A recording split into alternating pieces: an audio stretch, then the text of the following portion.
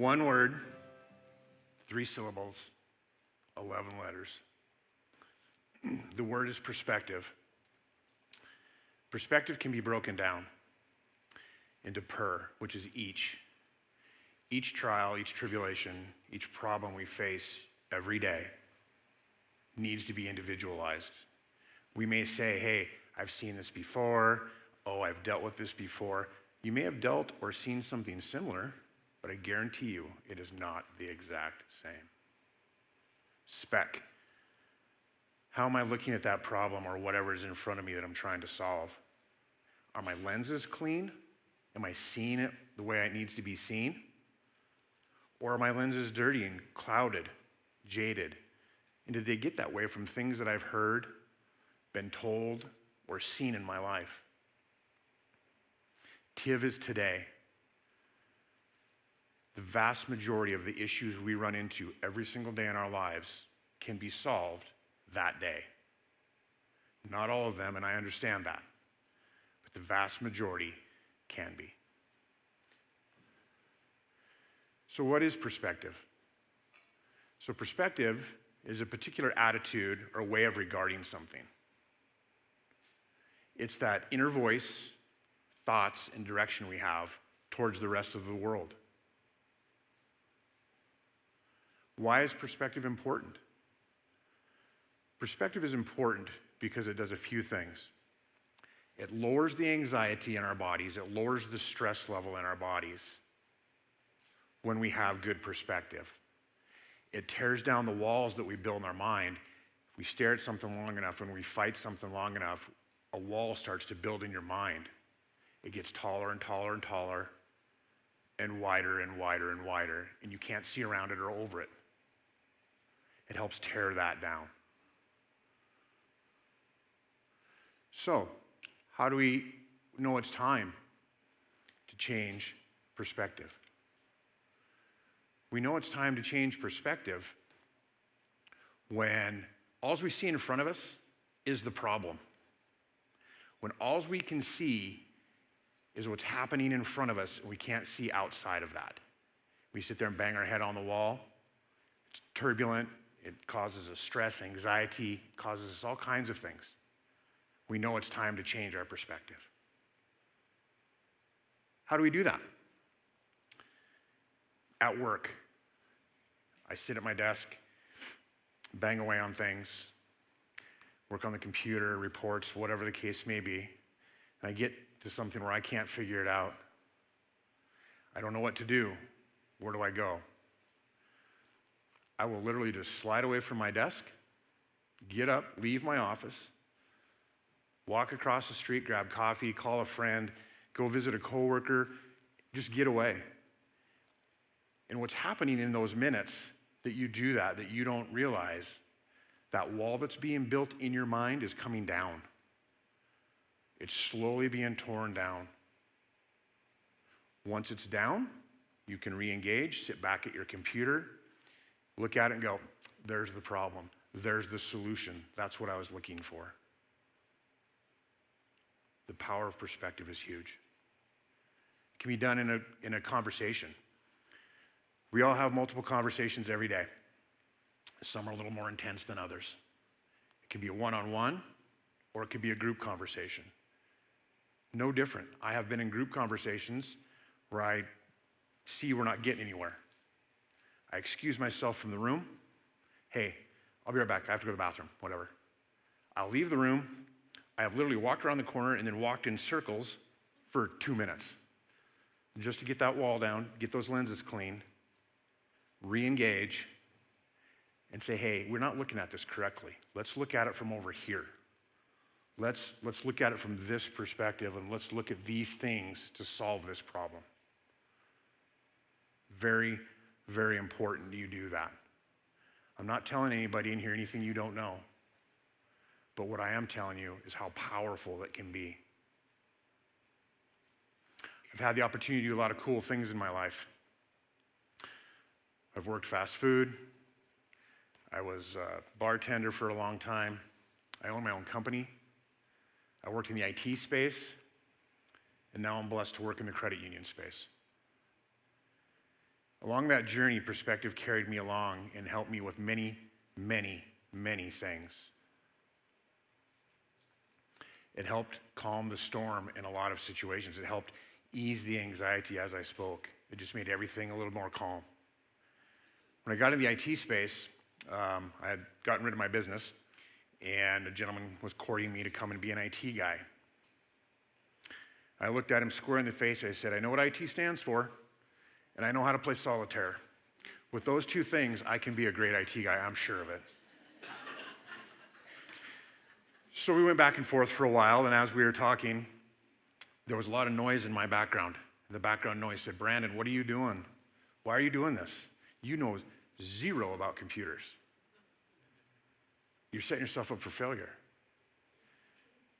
I kept hearing these things. They weren't being malicious. They weren't being negative. They weren't saying I was dumb or anything like that, but they had a different perspective on what was in front of me than what I had. So I had to step back, find my person. My person is my wife. We had a long conversation about, should I do this, should I not? How does this look? Decided, you know what, I'm gonna go for this. So I did. I went back to the gentleman, I said, I'm all in, let's go. Teach me. So they did. I ended up working for a Fortune 500 company. I was very successful at it. My team was successful, and the reason my team was successful is because the team had the right perspective on the job that was in front of us. That's how we became successful. Got out of the IT space, kind of had enough of that, and wanted to do something different. I'm a big believer. Do something you've never done before and see how it goes. So I thought, you know what? Hey, I'll be a banker. Banks have all the money. That's where I want to work.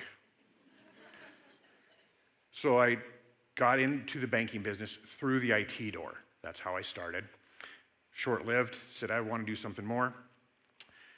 They taught me banking. They sent me through their management training program. Very, very steep learning curve, just in case anybody wants to become a banker. But I learned it. I ended up running a branch for a financial institution here in town for about 2.5 years. By no means did I set any world records. I wasn't the greatest branch manager to ever walk the planet, but I did a good job. And to me, that was a win. Because the perspective I took into that, and I had the same thing, all the noise in the background. What are you doing? You don't know anything about this. And I'm like, you're right, that's why we should do it. So I did it. And then I just kind of graduated up to where I am today in the credit union space. Perspective has a dark side. There's another side to this coin. You've all heard, you've lost your perspective. You need to regain your perspective. When someone says you lose your perspective, my question is, you mean I was walking down the sidewalk one day and it fell out of my pocket on the ground and now I don't have it anymore? That's not what that means. It means the lenses you're looking through at the problem are so jaded, so dark, that you can't see. That's how you've lost your perspective. You can't see anymore. When I was in my late teens, living a life I shouldn't have been, doing things I really shouldn't have been. My family hated me. I had no friends. My job sucked. It was horrible. So I thought, how am I going to fix this problem? So what did I do? I took as many pills as I could possibly swallow. I thought that'll fix the problem. Well, needless to say, here I stand. They found me, got me to the doctor, did all the really fun things that they do when that happens. They plump your stomach and put a bunch of needles in you. It's really cool. Once I got back on my feet, I had to stand back a long ways, not just a couple steps, like miles back, so I could see what was in front of me, clean the lenses, get professional help. My family, of course, loved me. Of course, my friends cared, or they wouldn't have called me and asked me how I was doing. Of course, my job was fine. It put lots of food in my stomach, put a roof over my head. It was fine. I had lost perspective. Hardest thing I ever had to do in my life was clean those lenses and regain the focus that I needed to move forward in my life. The power of perspective is huge. What happens when we do all these things and nothing changes. You slide away from your desk, you go for a walk, you stand back in your life, you get out of the conversation, you come back and you're like, oh man, that problem's still there and I still don't have an answer. How do you solve the problem? I do what's called third-party perspective. Everybody should have your people. I have my people at work. There's several of them in the audience today. I have my people in my personal life. And what I do is if I'm working away on something, I'm like, hey, I just can't figure this out. I will go grab one of my people, bring them into the situation and say, what's going on? And then they're going to look at it and go, oh, yeah, you missed this. You didn't see it this way. What about this? Give you all these options, and all of a sudden you're going to go, you're right. There it is. There's the answer I was looking for right in front of me. Thank you. Same thing in a conversation. If I'm having a conversation, a one-on-one with somebody, and we're just going in circles, I will say, time. Let's go get somebody. If I'm at work, I'll bring in a coworker, a manager, my boss, HR, whoever, and not in a negative way. I'm going to go get HR. Not to get anybody in trouble, just so I can have a different lens. I need a different lens to help us solve the problem. Have you done this? Have you seen this? Have you worked it through this way? And the answer is usually no, but now we will.